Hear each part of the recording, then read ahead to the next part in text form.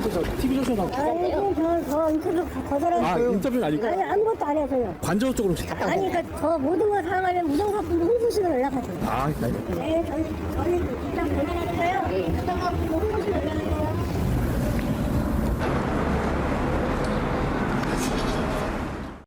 저희가 배달을 가서 안에까지 들어가서 직접 배달하는 건 아니고요. 수치 거절이라고 말씀을 해주시는 걸로 알고 있거든요. 권위주의의 상징이라며 청와대를 벗어나 한남동 관저 시대를 열었던 윤 대통령.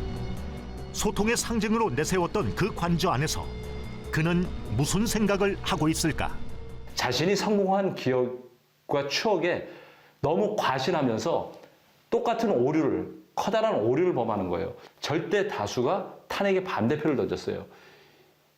이거를 윤석열 대통령은 자신에 대한 지지로 오판하고 계신 거라고 저는 그렇게 해석합니다. 수직적인 조직에서 평생을 있었던 사람은 내가 옳죠. 이게 길이죠. 근데 왜 쟤는 저래? 저 나쁜 놈. 계속 그렇게 되니까 자발적으로 승복하고 공감을 얻고 하는 것이 부족하죠. 11년 전 검사 윤석열이 대중에게 각인된 과거 발언. 비상계엄 사태 후 다시 세간의 도마에 올랐습니다. 그 지시는 따르면 안 되는 겁니다. 위법한 지시는. 지시 자체가 위법한데 그걸 어떻게 따릅니까? 저는 사람에 충성하지 않기 때문에 제가 오늘도 이런 말씀을 드리는 겁니다. 위법한 지시는 따를 필요 없다며 권위에 맞섰던 그는 어쩌다 대통령이 된 후 위법 지시 혐의와 권위주의 조치로 탄핵 심판대에 오른 걸까? 전두환 대통령이 군사 쿠데타와 그 5.18만 빼면 잘못한 부분이 이제 그런 부분이 있지만 그야말로 정치는 잘했다고 얘기하는 분들이 많습니다. 완전히 오공을 수호하고 독재를 수호하는 거 아니냐 이런 생각이 든단 말입니다. 혹시 윤석열 후보께서 내가 제2의 전두환이 되겠다 이런 생각을 갖고 계십니까? 대통령으로서 국민의 민생을 챙기고 청년 일자리를 만들고 이러기 위해서는 정말 수단과 방법을 가리지 말아야 하고 자유 헌정 질서를 지키기 위해 비상계엄을 선포합니다. 윤 대통령이 정치적 자충수를 둔 지난 3일 밤. 도대체 대통령에게 무슨 일이 있었던 것인지 되짚어보기로 했습니다. 707이 이동할 때 어디쯤 이동하고 있느냐라고 그때 한 번 받았던 기억이 있습니다. 직접 받았는데 대통령 목소리였습니까? 예. 어디라고 말씀은 안 하셨고요. 예, 뭐 이동 중이라고 말씀드렸습니다. 윤석열 대통령으로부터 지시나 전화를 받은 적은 있습니까? 한 차례 정도 오셨는데 거기 상황이 어떠냐. 네. 그래서 똑같은 얘기를 했습니다. 굉장히 이제 복잡하고 우리 인원이 이동할 수도 없다. 그랬더니 가만히 들어보시다가 알겠다고 하시고 더 전화 끊으셨습니다.